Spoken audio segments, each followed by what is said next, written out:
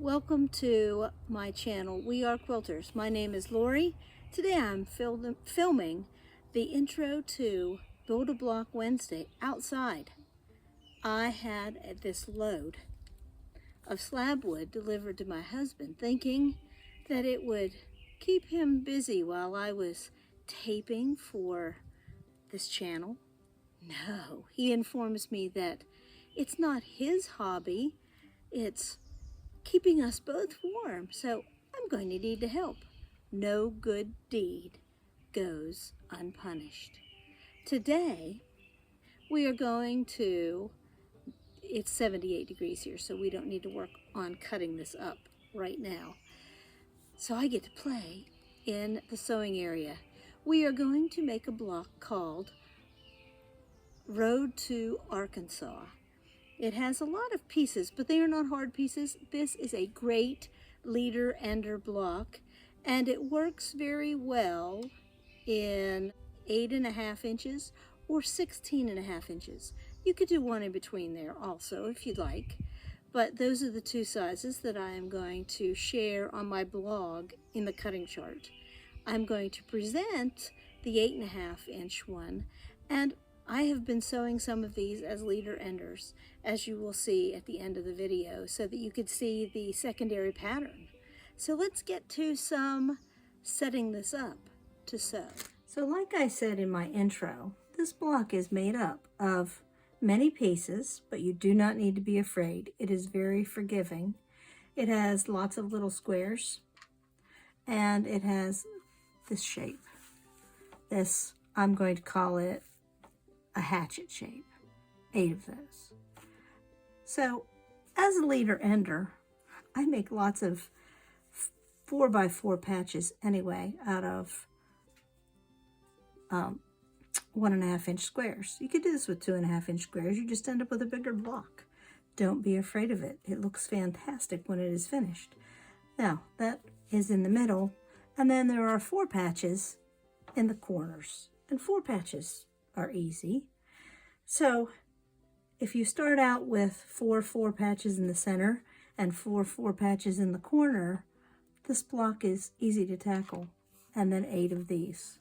That's all there is to it. So let's lay out a 4 patch. I do have a little tip for you about corners. So if I pull out my scraps, hi Marion, I know you love this. So if I pull out my little scraps, and I want different things, usually I do these 4 at a time, but today I'm just going to lay out 1, and I'm going to choose fairly dark pieces, random dark pieces. The corners are especially good to have in a darker color, because otherwise it blends into the background. So if I'm going to put some lighter things, I'm going to do them toward the middle.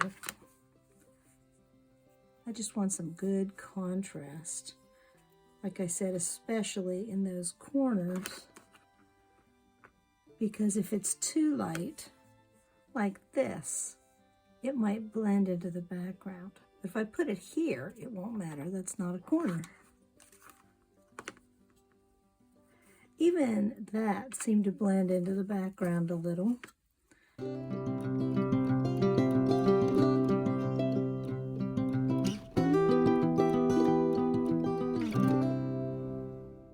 Oh, this is half the fun. Is picking through the scraps. And as you can hear, our grand dog Nugget is back with us. So there we go. And the corners are something that are going to be high contrast. So that'll take care of the center. Now I need to pick out enough to make 4 patches for the corners. For these corners.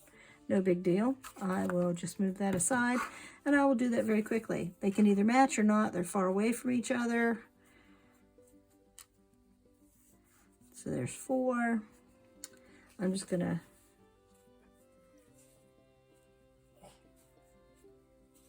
lay out things that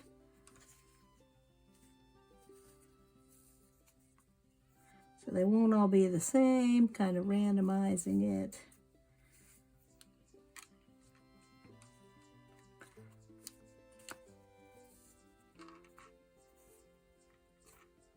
If you want this to be more matchy-matchy, you can do that. So there's my 4 patches. I'm going to just lay them together like that and put them to the side. Next, I need to pick things for the, what I'm calling a hatchet shape. And I need 8 of these for the block. So I am going to pull out from the box of background fabrics 8. Doesn't matter if they match or not to me.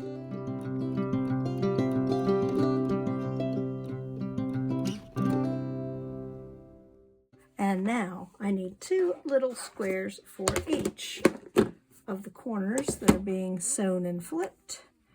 So that means I need 16.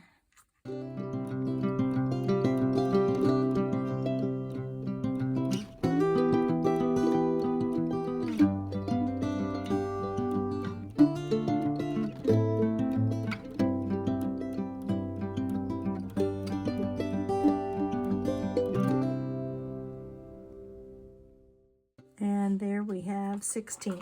So now we are ready to take these to the machine and do some speed piecing.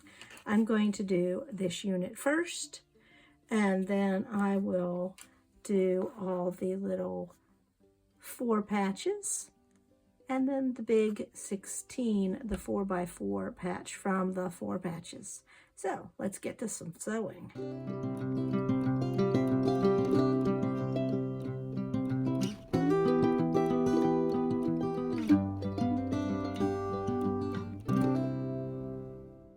It is time to cut some things apart and do some pressing. So now I have 32 pairs of little squares. I'm going to go press them open. It won't take very long to do that. And I also need to trim off the corners of the hatchet squares so they can be pressed. I'm going to press those to the little squares on the corner.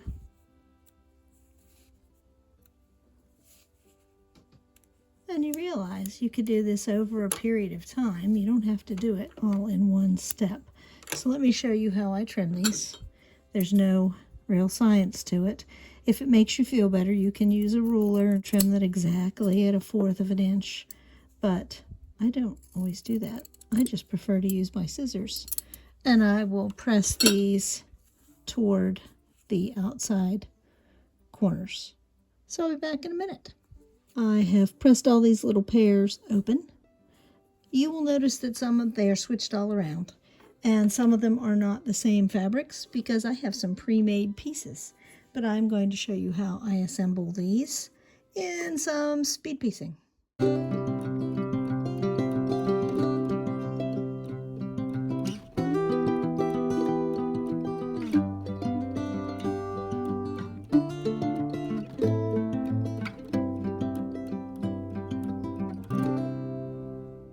Look, it's a cinematography miracle.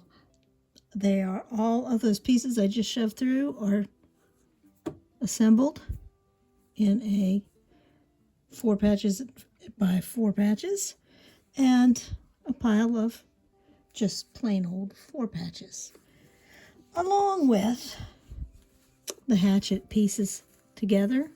They are pressed open in the center. Oh, the sunlight. We actually have sun streaming through the window, which is an unusual occasion here recently. These are all pressed open to make it easier to get the block to lay flat. And you'll notice that some of these are even scrap pieces. They're pressed open. So to assemble the rest of the block, you put a 4 patch at the end of each of the joined hatchets. And I try to make it so that the colors are different here in the corners. And you make 2 of those units, and you make that have the hatchets on the side of the big 4x4 piece. And I do the same here with matching up pieces. So let me get back to some speed sewing.